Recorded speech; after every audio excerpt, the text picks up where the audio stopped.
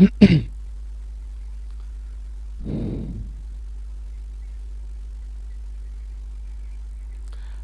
আলাইকুম। আজকে আমরা দেখব ভার্চুয়াল স্টুডিও কোড অর্থাৎ কোড এডিটর, যেটা আমাদের নিত্যদিনের সঙ্গী। আমরা যদি প্রোগ্রামার হতে চাই এবং আমরা যদি আমাদের ক্যারিয়ারকে প্রোগ্রামার হিসেবে গড়ে তুলতে চাই, তাহলে অবশ্যই আমাদের কোড এডিটর প্রয়োজন। আমরা যেহেতু কোড নিয়ে আমরা কাজ করব, তাহলে আমাদের কোড এডিটর অবশ্যই অবশ্যই আহ, সুন্দরভাবে ব্যবহার করতে হবে এবং কিভাবে ইনস্টল দিতে হয় এবং কিভাবে এটি ব্যবহার করতে হয়, আজকে আমরা এই বিষয়ে আলোচনা করব এবং বাস্তবে প্র্যাকটিক্যাল দেখব। আমরা এটি ইনস্টল দেওয়ার জন্য আমাদের যে কোনো ব্রাউজারে যাব এবং সার্চ দেব ভার্স কোড এডিটর বা ভার্চুয়াল কোড এডিটর। কোড লিখে যদি সার্চ দেই, তাহলে আমাদেরকে ভার্চুয়াল স্টুডিও কোডের ওয়েবসাইট দেখাবে। আমরা এখানে গেলাম, তারপর দেখতে পাবো ওদের ওয়েবসাইট। আমরা যেহেতু উইন্ডোজ ব্যবহার করে ইনস্টল করব, তাহলে আমাদের উইন্ডোজে ডাউনলোড দিতে হবে। তার আগে আমরা আরও দেখতে পাবো যে এটা কিন্তু সব জায়গার ক্ষেত্রেই অ্যাভেলেবেল। এখানে ম্যাকের জন্য আছে এবং লিনাক্সের জন্য আছে। আমরা যেহেতু উইন্ডোজের ক্ষেত্রে ব্যবহার করব, তাহলে আমরা উইন্ডোজের জন্য ইনস্টল দেব। আমরা উইন্ডোজের জন্য ইনস্টল দেওয়ার জন্য এখানে ডাউনলোডে ক্লিক করলাম এবং আমাদের ডাউনলোড শুরু হয়েছে। এটা বেশি না, 88.3 এমবি বা মেগাবাইট। এটা ইনস্টল হোক, তার আগে আমরা এদের ওয়েবসাইটটা একটু ঘুরে দেখি যে আমরা কিভাবে এদের কোড এডিটরটা ব্যবহার করতে পারি বা গ্রাফিক্যালি কেমন দেখাবে। এখানে দেখেন এদের এক্সটেনশন কতগুলো আছে। পাইথনের ক্ষেত্রে আছে জেপিটার অর্থাৎ পাইথনের কিছু, তারপরে C++, live server, Prettier code formatter অর্থাৎ আমরা যে কোডগুলো করবো এগুলো ফরম্যাট করার জন্য কোড ফরম্যাটর ব্যবহার করতে হয়। আরও আছে, আমরা এটা পরবর্তীতে দেখব। তার আগে দেখেন স্টেপ বাই স্টেপ এখানে সব কিছু বলে দেওয়া আছে যে কীভাবে সেট আপ করতে হবে, কীভাবে সেটিং দিতে হবে, ল্যাঙ্গুয়েজ কীভাবে চেঞ্জ করতে পারবো বা তারপরে নোড.js। আগের ভিডিওতে আমরা দেখছিলাম নোড.js কীভাবে ইনস্টল করতে হয় এবং আমাদের পিসিতে রান করতে হয়। যদি না দেখে থাকেন, তাহলে আমার চ্যানেলে অবশ্যই ঘুরে আসবেন এবং আগের ভিডিওটি দেখে নেবেন। ও আমাদের এটি ডাউনলোড হয়ে গেছে। এখন আমরা ফাইল ম্যানেজারে যাব। ফাইল ম্যানেজারে যে ডাউনলোডে গেলাম, আমরা এখানে দেখতে পাবো ভ্যাস কোড ইউজার সেটআপ নামে যেটা আছে, এটা আমরা ওপেন করব বা ডাবল ক্লিক করলেই হবে। ডাবল ক্লিক করার পর এটি ওপেন হচ্ছে, এটাও কেটে দিলাম আমরা। দেওয়ার পর ওয়েট করব, এটি লোডিং নিচ্ছে এবং কিছুক্ষণ লোডিং নেওয়ার পর আমাদের সামনে একটি উইন্ডোজ ওপেন হলো। এখন আমরা এটি ইনস্টল দেবো। এখানে দেখেন দুটো অপশন আছে, I accept the argument, I do not accept the argument. আমরা অবশ্যই আই অ্যাকসেপ্ট দ্য আর্গুমেন্টে টিক মার্ক করে নেক্সট ক্লিক করব এবং আমাদের কোথায় এটি ইনস্টল হবে সেই অপশনটা দেখাচ্ছে। আমরা অবশ্যই সি ড্রাইভে ইনস্টল দেওয়ার চেষ্টা করব। সবাই যেহেতু উইন্ডোজ আছে এবং এটি সি ড্রাইভে ইনস্টল দেওয়া থাকে, সেটি আমরা ওই লোকেশনে রেখে ইনস্টল দেবো এবং নেক্সটে ক্লিক করলাম। এখানে আরও একটি অপশন বলা হয়েছে, don't create start menu folder. যদি আপনি আপনার এই দ্য ভার্চুয়াল স্টুডিও কোড নামে যদি কোনো ফোল্ডার না পেতে চান, তাহলে এটি টিক মার্ক দিবেন এবং দেখবেন যে আপনার পিসিতে কোনো ভার্চুয়াল স্টুডিও কোড নামে ফোল্ডার তৈরি হয়নি। আর যদি আপনি দেখতে চান, তাহলে অবশ্যই এটি টিক না দিয়েই আপনি নেক্সট ক্লিক করবেন এবং অবশ্যই এই তিনটা টিক মার্ক দিয়ে দেবেন, তাহলে আপনার অনেক কাজ করতে সুবিধা হবে। এবং আবার নেক্সট ক্লিক করলাম, ক্লিক করার পর ইনস্টল দিয়ে দিলাম। এখন কিছু সময় নেবে, নেওয়ার পর আমাদের সফটওয়্যারটি ইনস্টল হবে। তো আমরা কিছুক্ষণ সময় অপেক্ষা করি। আমাদের সফটওয়্যারটি ইনস্টল হচ্ছে, শেষ পর্যায়ে আছে আমাদের সফটওয়্যারটি ইনস্টল হওয়ার। আর কিছু সময় লাগবে অবশ্য।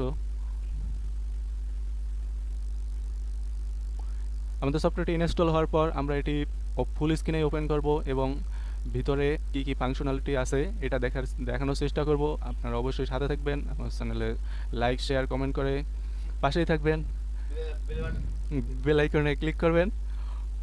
ও আমরা এখন দেখতে পাচ্ছি আমাদের সফটওয়্যারটি ইনস্টল হয়েছে। আমরা এখন ফিনিশ বাটনে ক্লিক করলাম। তো একটু পর আমাদের সফটওয়্যারটি ফুল স্ক্রিনে রান হবে। তো আমরা দেখতে পাচ্ছি এটি আমাদের সফটওয়্যার এই অবস্থায় আছে। অবশ্যই বড় করে দেখানোর ইচ্ছা, যেহেতু আপনারা বিগিনার, বড় করে দেখলে অবশ্যই বুঝতে পারবেন। আমরা নতুন করে একটা ট্যাব নিলাম, নিউ উইন্ডোজ, এবং এটা কেটে দিলাম।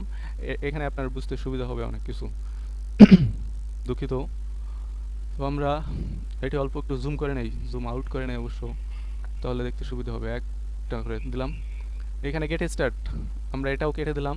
সব কিছু নতুন করে দেখার চেষ্টা করব। দেখেন এখানে শো অল কমান্ড, অর্থাৎ আপনি কমান্ডগুলো দেখতে পারবেন Ctrl+Shift+P। আবার ওপেন ফাইল যদি দিতে চান, আপনারা যারা মাইক্রোসফট এক্সেল, ওয়ার্ড বা মাইক্রোসফট অফিস ব্যবহার করেছেন তাদের ক্ষেত্রে এটি ব্যবহার করা অতি সহজ। কেননা ওখানে যে কমান্ডগুলো ব্যবহার করে এসেছেন ওই কমান্ডগুলো অনেকটাই আপনার এখানে কাজে লাগবে। যেমন আপনারা দেখতেই পাচ্ছেন Ctrl+O দিলে একটি ফাইল ওপেন হবে, আবার Ctrl+K বা Ctrl+O দিলে আপনার একটি ফোল্ডার ওপেন হবে। আপনি যে ডিরেক্টরিতে বর্তমান কাজ করছেন বা করবেন ওই ডিরেক্টরি যদি আবার রান করতে চান বা রিটার্ন নিয়ে আসতে চান তাহলে আপনার Ctrl+R দিলেও হবে। আমরা প্রথম থেকে যেহেতু শুরু করব তাহলে আমরা এখানে দেখার চেষ্টা দেখতে পাচ্ছেন যে ফাইল নামে একটা মেনু আছে, মেনু বার, এই জিনিসটাকে মেনু বার বলে। আমরা প্রথমে ফাইল দিয়ে শুরু করব। এখানে এই যে আমরা একটু আগেই বললাম যে Ctrl+N দিলে নিউ টেক্সট ফাইল ওপেন হবে, এই জিনিসটা এখানেও বলা হয়েছে। আবার তার নিচে আছে Ctrl+Alt+Window+N দিলে ক্রিয়েট নিউ ফাইল তৈরি হবে। এবং নিউ উইন্ডোজ, অর্থাৎ আমরা যদি দুইটা টার্মিনাল নিয়ে কাজ করতে চাই তাহলে নিউ উইন্ডোজ দেওয়ার পর আমরা ধরেন একটাতে ওপেন আছে, আমরা আরেকটাতে ওপেন করতে পারবো এবং আরেকটা প্রজেক্ট নিয়ে কাজ করতে পারবো। এটা পরবর্তী ধাপ। আমরা আপাতত যেটুকু জানি এটুকু নিয়েই কাজ করার চেষ্টা করি। তারপর আছে ওপেন ফাইল, ওপেন ফোল্ডার, এগুলো আপনারা যারা কাজ করেছেন তারা অবশ্যই জানেন।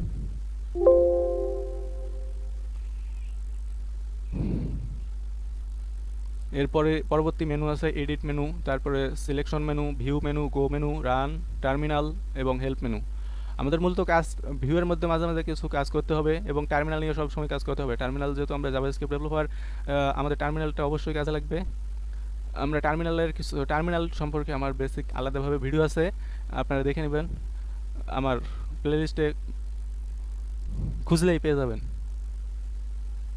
তো আমরা কিছু একটা লিখে বা লেখার চেষ্টা করি। আমরা আমাদের ডেস্কটপে গেলাম, যা দেখি আমার নামে একটা ফোল্ডার আছে, এটা আমরা খোলার চেষ্টা করি।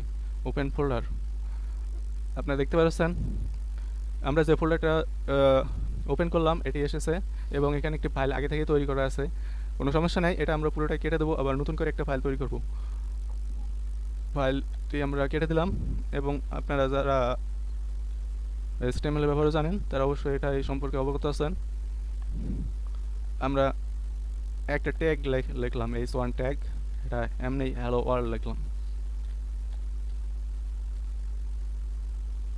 এবং Ctrl+S দিয়েও সেভ করতে পারি। আবার এইখানে যে ফাইল আছে এইখানে ফাইলের মধ্যে যা এই যে সেভ লেখা আছে এখানে আমরা ক্লিক করতে পারি। আমাদের আরেকটা কাজ করা লাগে মাঝে মাঝে, যেমন এই রান, আমরা আবার অনেকভাবে এক্সটেনশন ব্যবহার করে এটা আরও সুন্দরভাবে ব্যবহার করব, ওটা পরবর্তীতে।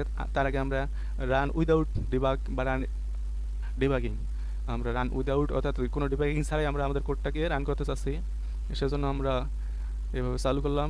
এরপর দেখতে পারবো আমাদের স্ক্রিনে হ্যালো ওয়ার্ল্ড লেখা দেখাচ্ছে। তো বন্ধুরা, আজকের ভিডিও এ পর্যন্ত থাকবে। আমরা কোড এডিটর কি শুরু থেকে শেষ পর্যন্ত কীভাবে ডাউনলোড দিতে হয় এটা দেখলাম। এরপর আমরা অ্যাডভান্স একটি ভিডিও নিয়ে আসবো, সেখানে থাকবে আমরা কিভাবে আমাদের প্রপারলি কোড এডিটরটাকে সেটিং আপ করতে পারি, কিভাবে ফন্ট চেঞ্জ করতে পারি, কালারের থিম চেঞ্জ করতে পারি, আবার অনেক কিছুই আমরা চেঞ্জ করে দেখাবো কিভাবে এটি প্রপারলি ব্যবহার করা যায়। এখানে আমরা সেটিংয়ের সম্পর্কে আরও বিস্তারিত আলোচনা করব। তো আজকে ভিডিও এ পর্যন্ত থাকবে। ধন্যবাদ সবাইকে, খোদা হাফেজ।